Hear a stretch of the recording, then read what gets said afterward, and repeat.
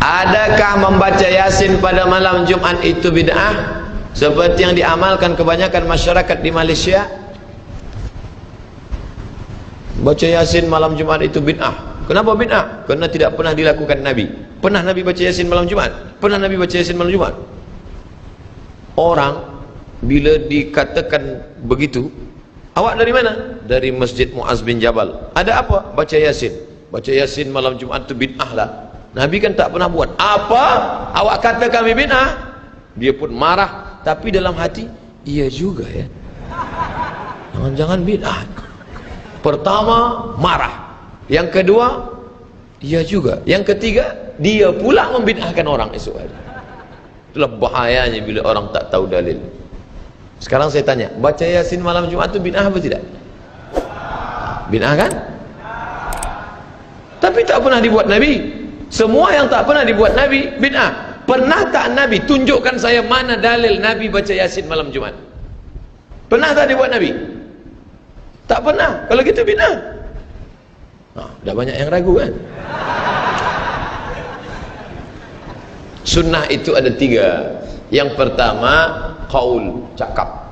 Yang kedua fi'il, perbuatan. Yang ketiga takrir, Nabi diam.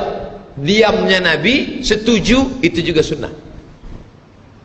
Nah, tentang masalah membaca Yasin, memang perbuatan dia tidak ada. Tak pernah dia mengkhususkan baca Yasin malam Jumat, tak ada. Tapi ucapan dia, nih saya bacakan. Man qara'a Yasin fi lailatin, sesiapa yang membaca surah Yasin pada suatu malam, asbaha maghfuran lah, waktu subuhnya dia sudah diampunkan Allah. Saya ulang sekali lagi. Man qara'a Yasin fi lailatin, siapa yang baca surah Yasin pada suatu malam, asbaha maghfuran lah, subuhnya dia sudah diampunkan Allah. Malam Jumat itu malam apa tidak? Malam. Nabi kan mengatakan siapa yang baca Yasin pada suatu malam. Malam apa? Nabi tak sebut malam apa. Malam Isnin, malam Selasa, malam Rabu, malam Kamis, malam Jumat. Mestinya tiap malam. Tapi kerana ia tidak sanggup tiap malam, dia baca malam Jumat. Kerana Sayyidul Ayyam, dia pilih satu malam. Malam Jumat itu juga termasuk dalam malam yang am. Nabi sebut lailatin, malam bebas, malam apa saja terserah. Dia pilih malam Jumat kerana keutamaan malam Jumat. Yang paling elok tiap malam. Tak sanggup tiap malam, malam Jumat. Malam Jumat pun tak baca innalillahi wa inna ilaihi raji'un. Lalu orang mengatakan Abdul Somad menyebarkan hadis palsu. Itu hadis tentang baca surat Yasin, hadis palsu. La ilaha illallah. Bukalah tafsir Ibnu Katsir tuan. Nama penulisnya Imam Abul Fida Ismail Ibnu Katsir, ahli tafsir, ahli hadis. Dalam mukaddimah surat Yasin, man qara'a Yasin fi lailatin, siapa yang baca Yasin pada suatu malam, asbaha maghfuran lah, subuhnya dia diampunkan Allah. Isnaduhu jayyid, sanadnya jayyid. Itu Imam Ibnu Katsir. Awak lebih faham daripada Imam Ibnu Katsir. Dia imam, hampir derajat mujtahid, kitabnya besar-besar. Al-Bidayah wan Nihayah Ibnu Katsir, At-Tafsir Quranil Azim Ibnu Katsir. Dia katakan itu tidak hadis dhaif, tapi hadis sanadnya jayyid, layak diamalkan, baik. Sila baca surat Yasin. Tapi membacanya mengapa beramai-ramai? Yasin beramai-ramai. Apa kata Imam Ibnu Taimiyah? Wa qiraatul idarah, qiraatul idarah, membaca bersama-sama, la ba'sa bi, la tidak, ba'sa apa-apa, la ba'sa tidak apa-apa. Boleh apa tak boleh? Boleh, la ba'sa tidak apa-apa. Kata Imam Nawawi, membaca Quran bersama-sama itu hukumnya mustahab, dianjurkan, membangkitkan semangat.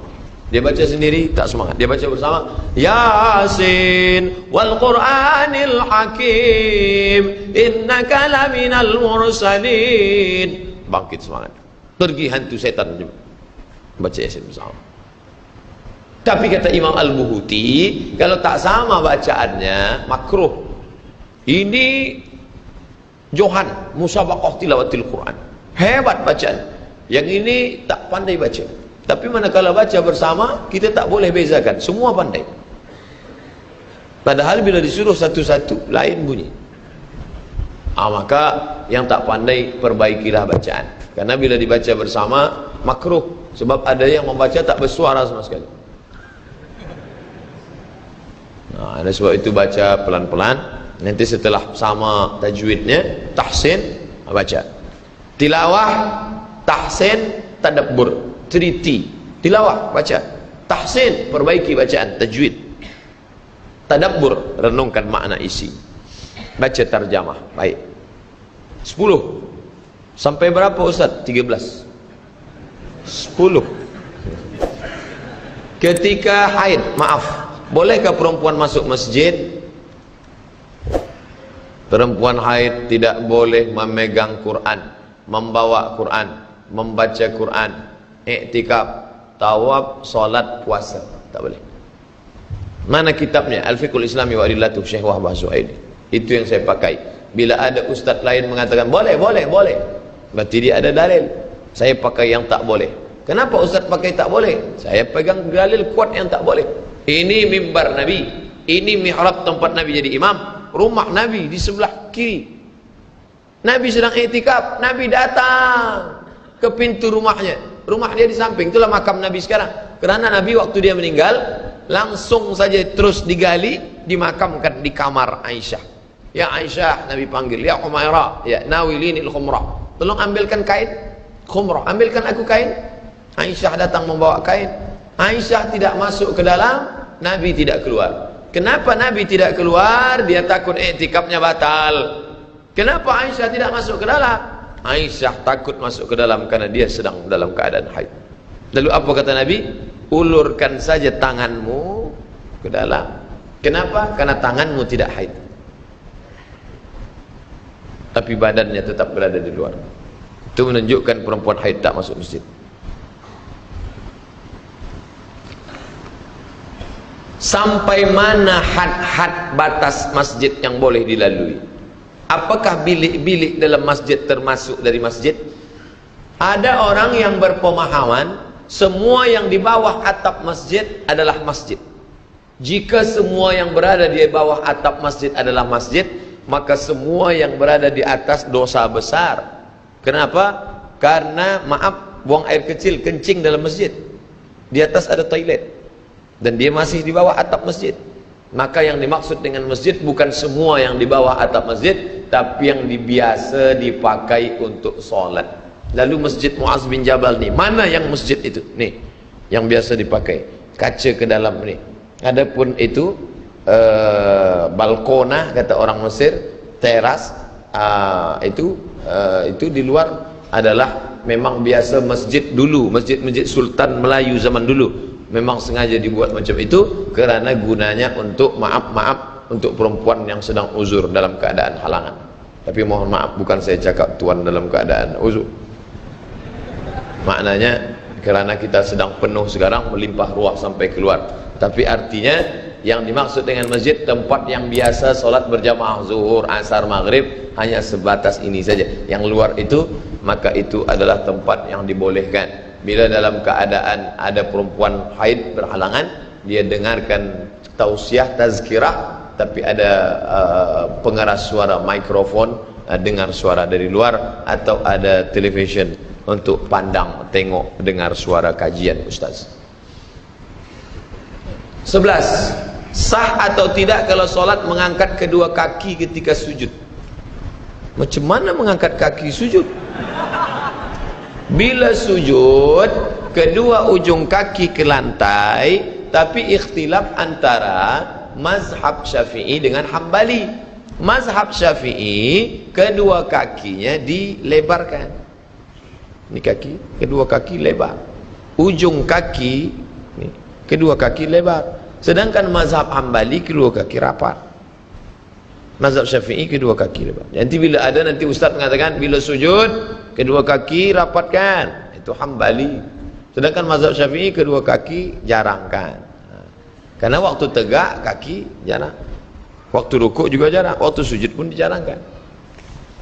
Nah ini, kaki turun ke bawah, tiba-tiba masa kepala dia turun, naik kakinya ke atas. Kenapa dia angkat?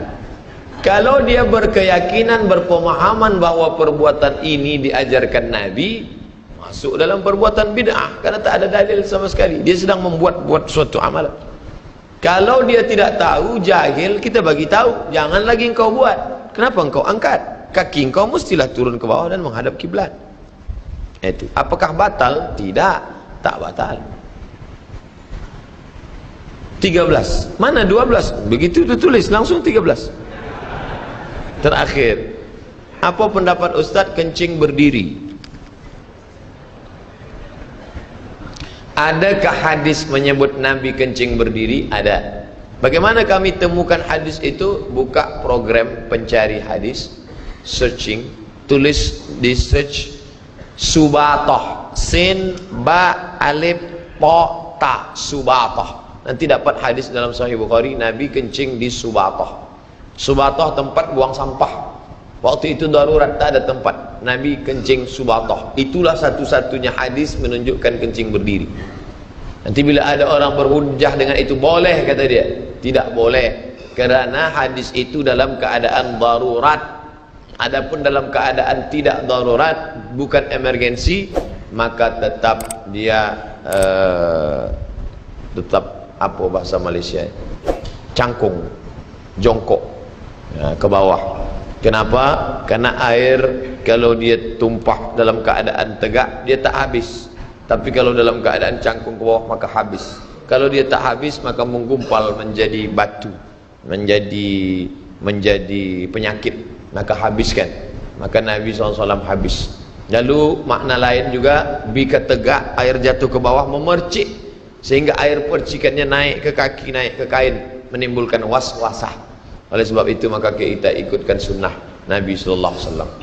Mazhab Maliki mengatakan tegak itu makruh, tak sampai pada haram.